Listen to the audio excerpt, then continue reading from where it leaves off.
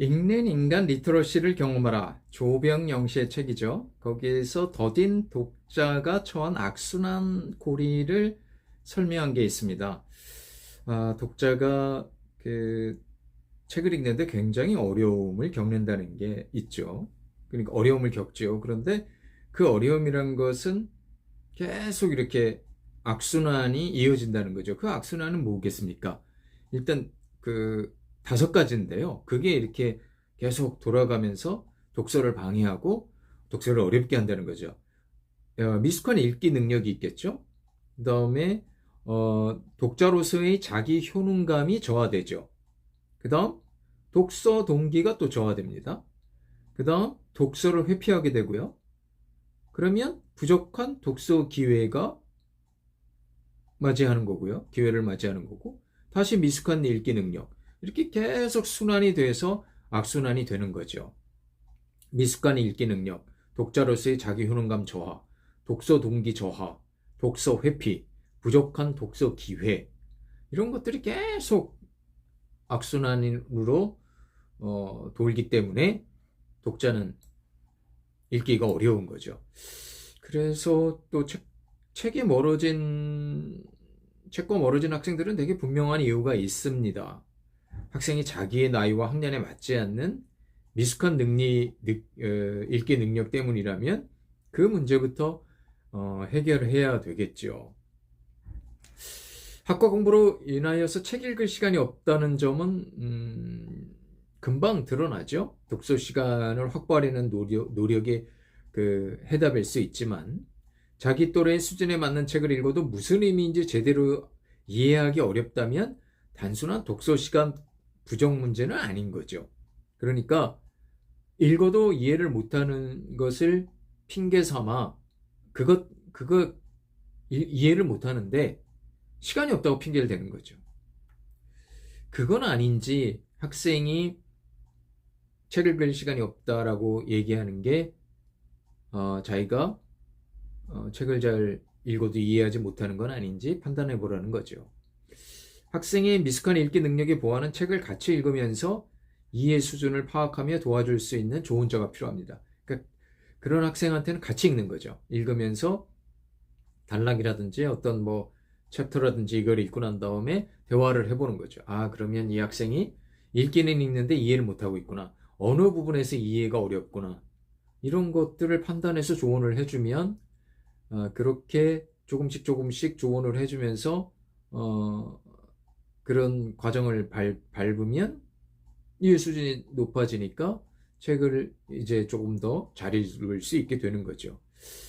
글을 읽어도 이해할 수 없는 이유가 글에 나오는 용어의 어려움 때문인지 아니면 긴 문장, 복문 때문인지 그것도 아니면 뭐 어떤 복잡한 구성 때문이라든지 그러니까 길게 읽을 능력이 안 된다든지 뭐 이런 여러 가지 사항들을 좀 점검할 필요가 있죠.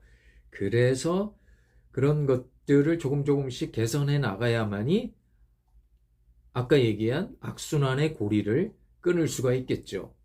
그러니까 무턱대고 왜 책을 안 읽냐 이렇게 얘기하는 건 정말 곤란하고요.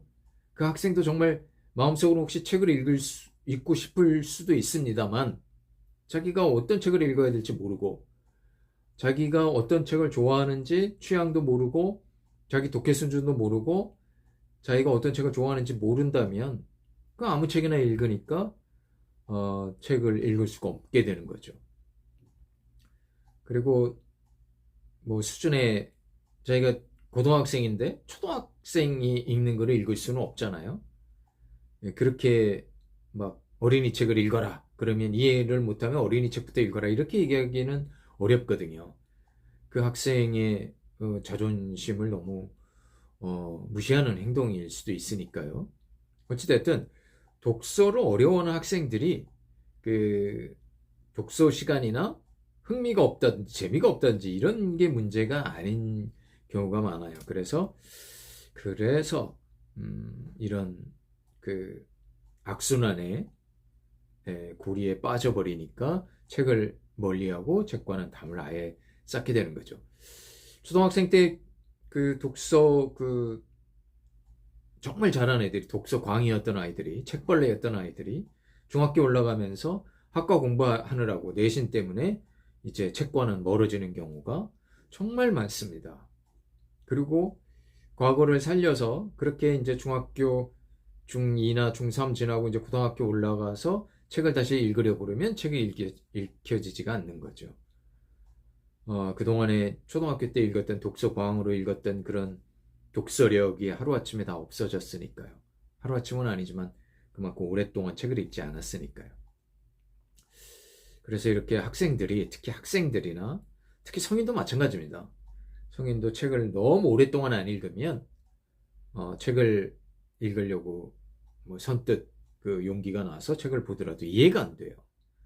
그러니까 한두 페이지 넘다가는 뭐 이해가 안 되니까 재미가 없고, 재미가 없으니까 당연히 읽을 수가 없는 거죠. 그러니까 책 한 권도 제대로 읽을 수가 없는 거죠. 그렇게 되니까. 그래서 그 책을 읽고 싶어 하는 사람한테 그 조언을 하려면, 도움을 주려면 그 사람이 책을 읽는 데 있어서 어떤 문제가 있는지, 그 독서함에 있어서 어떤 악순환에 빠져 있는지, 뭐 그런 것들을 일단 파악을 한 다음에 그런 뭐 미숙한 읽기 능력이라든지 뭐 어떤 그런 것들을 파악한 다음에 조언을 하면 좋겠고요. 그리고 그것도 시간을 가지고 조금씩 차분차분하게 단계를 밟아가면서 이렇게 도움을 주면 충분히 책의 세계는 사람을 이렇게 빠질 수 있게, 집중할 수 있게 만듭니다. 그러니까 영어를, 예를 들어서 영어 단어를 읽지도 못하는 아이한테, 그러니까 발음 끼워도 못 읽는 아이한테 영어를 공부해라 하는 거하고 이 독서하는 경우가 비슷해요. 영어 책을 공부를 하려고 해도 그 발음 끼워를 읽을 수가 없으니까 그걸 어떻게 공부하겠어요? 그 공부 시간을 많이 준다고 공부가 되는 게 아니잖아요. 이 수준이 올라가는 게 아니잖아요. 독서도 마찬가지입니다.